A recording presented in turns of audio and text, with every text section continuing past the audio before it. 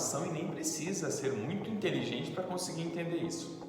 Essas transformações acontecem ao longo de toda a história da humanidade, desde os nômades, que extraíam da terra ou cultivavam, tinham contato com ela e iam migrando de acordo com a sua terra produtiva, até que se organizam as pessoas dentro de terras e ao invés de mudar de lugar, começa a mudar a própria forma de cultivo das coisas, que nós chegamos aí nas sociedades feudais, e vamos nos organizando a partir desse instante em que há o boom da Revolução Industrial. É muito engraçado que se a gente parar para pensar a forma de exercício das atividades, como a forma que as empresas vão tendo a percepção das pessoas, há uma consonância muito bacana.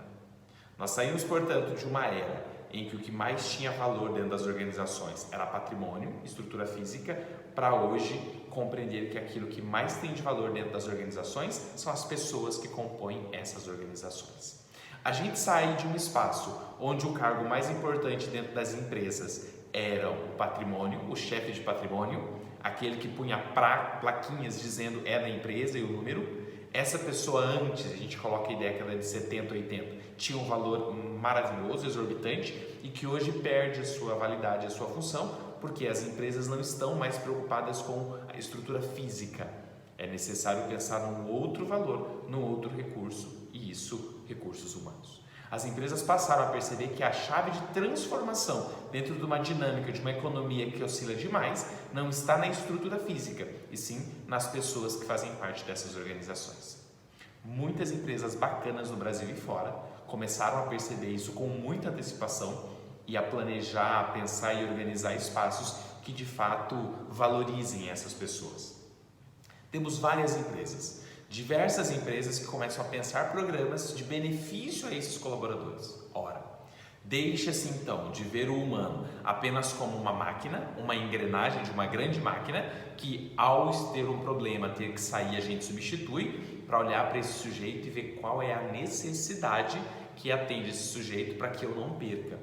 Sabe por quê? Porque durante muito tempo se contrataram a mão de obra de alguém. Aquele esforço físico que a pessoa tinha a capacidade de desempenhar. Em troca disso, recebia um valor, um salário. Se a gente pega lá nos primórdios, em troca desse esforço físico, me davam um sal. Por isso a palavra salário. A forma de remuneração, que era a única coisa que não se podia produzir no período feudal, era a condição de sal. Então passa agora a ter uma troca, um benefício, e esse benefício damos hoje o nome de remuneração. A contento disso, se essa transformação existe, é necessária a adaptação. Então as empresas passaram a se dar conta de que algo de mais valioso dentro das organizações são as pessoas que fazem parte dessa organização. Ao longo todo, nós pegamos lá no período ainda do colonialismo, das pessoas que eram chefes, que eram donos, que mandavam nos seus funcionários, e a isso nós chamávamos de emprego. As pessoas buscavam antes ter um emprego, porque para o emprego você tinha um empregado. A firma, aquela organização que chegava e dava um carimbo na minha carteira de trabalho e ali eu tinha vários direitos, inclusive o direito à saúde. Porque antes da nossa Constituição de 86, não era todo sujeito que tinha direito e acesso à saúde, apenas aqueles que tinham registro em carteira. Pode perguntar para o seu pai ou para a sua mãe aí, antes quando iam buscar suporte de médico, buscavam o INAMPS, ou o INPS. Quem é mais velhinho, um pouquinho mais experiente aí vai lembrar. Então nessa transformação toda a gente salta de uma necessidade de importância física para uma necessidade de importância intelectual, capacidade inovadora, conhecimento, e isso só vem de gente. Máquina não tem ideia, máquina não é capaz de criar, até porque máquina é programada por humanos. Aí vem um grande X para a gente poder pensar nessa questão. Será que falta emprego? Se a gente pensa em gestão de carreira e mercado de trabalho, falta emprego hoje?